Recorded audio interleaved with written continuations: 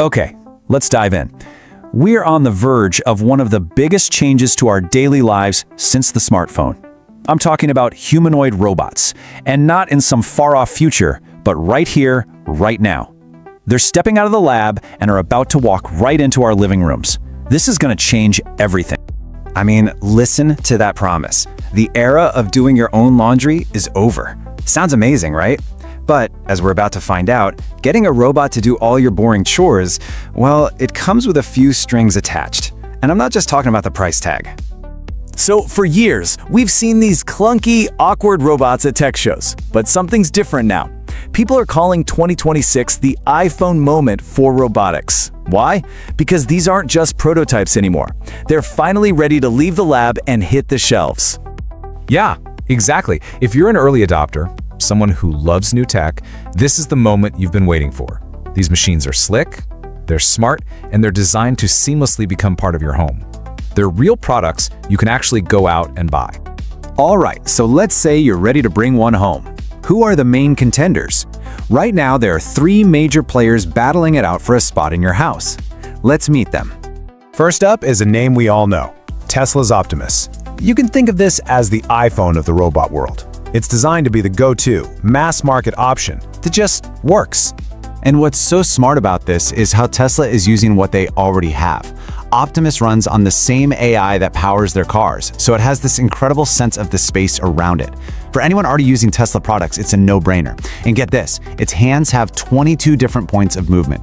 That means it can do super delicate things like sorting eggs without cracking them. It's pretty amazing. Next, we've got the 1X Neo. And this one, it's a completely different philosophy. Their number one priority, above all else, is safety. So instead of a hard metal shell, Neo has this soft body made of what are basically artificial muscles. So if it bumps into you, it's not this big, scary collision. It's gentle. It's also super quiet.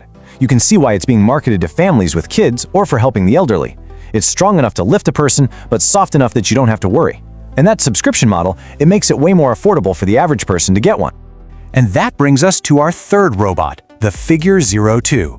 If Optimus is the reliable daily driver and Neo is the gentle caregiver, then Figure is the brainiac of the group.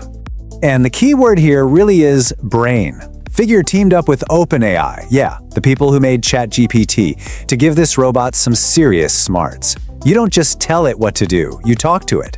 It can literally look inside your fridge, see you have chicken, tomatoes, and cheese, and then suggest a recipe. It's the most precise and intelligent of the bunch, built for really complex jobs.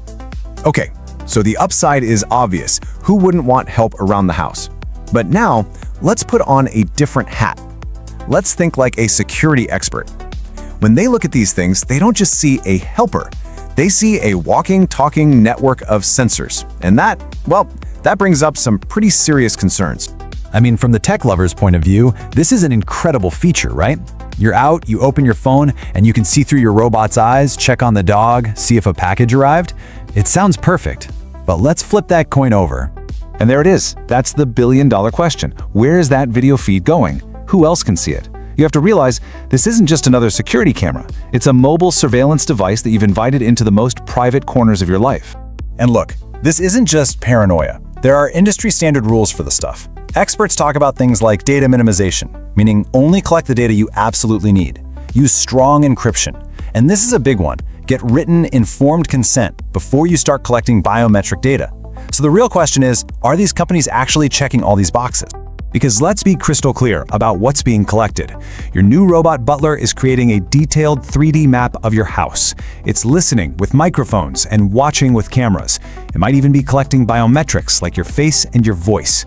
That is a staggering amount of personal information, all being gathered by a single device.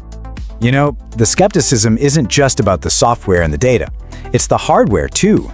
To make these robots light but strong, companies are inventing totally new materials. But how well have they been tested? How durable is this stuff really? What happens when your $30,000 robot butler trips and falls down the stairs? So to really get a handle on the good and the bad here, we have to go a little deeper. We need to forget the marketing for a second and ask a more fundamental question. How do these machines actually think and learn? I mean, is that all they are? Is the brain just a powerful computer chip that's totally separate from the body it's controlling? Or is there something more going on here? Well, the answer seems to be yes. There's something more. It's a really cool idea called embodied cognition. Basically, it says that thinking isn't just something that happens in a brain or a computer chip. Real intelligence is connected to having a body, to physically interacting with the world. A robot's mind is shaped by its arms, its legs, its sensors, its whole body. And this quote really nails why that matters for a robot. It's not learning just to know things. Every piece of information it gathers, every single thing it learns is for one purpose and one purpose only, to help it move and act in the physical world. It thinks in order to do. And here's a perfect example of that in action. A lot of the time, these robots learn by imitation learning. You just have a person do a task, like folding a t-shirt or making coffee, and the robot watches them and copies the exact same physical movements. Its learning process is completely tied to its body and its ability to see and mimic our bodies. So after all that, the amazing convenience and the very real risks, let's bring it back home. If you were actually going to buy one of these, how would you decide which one is right for you? This chart breaks it down pretty clearly. If you're all in on the Tesla ecosystem and you just want a solid machine for everyday chores, Optimus is probably your best bet. If safety is your absolute #1 concern, maybe you've got small kids or an elderly parent, then the soft-bodied 1X Neo is the obvious winner. But if you need the smartest, most capable robot for complex jobs and you don't mind paying for it, then Figure 02 with its open AI brain is in a class of its own. And that's really what it all comes down to, isn't it? The technology is here, they are real, they can do your chores, but the question you have to ask yourself is, can you really trust them with your home, with your data, with your family? It's the ultimate battle between convenience and security, and pretty soon, it's a choice we're all gonna have to make. Thanks for watching. Don't forget to like, subscribe, and share. It really helps the channel grow.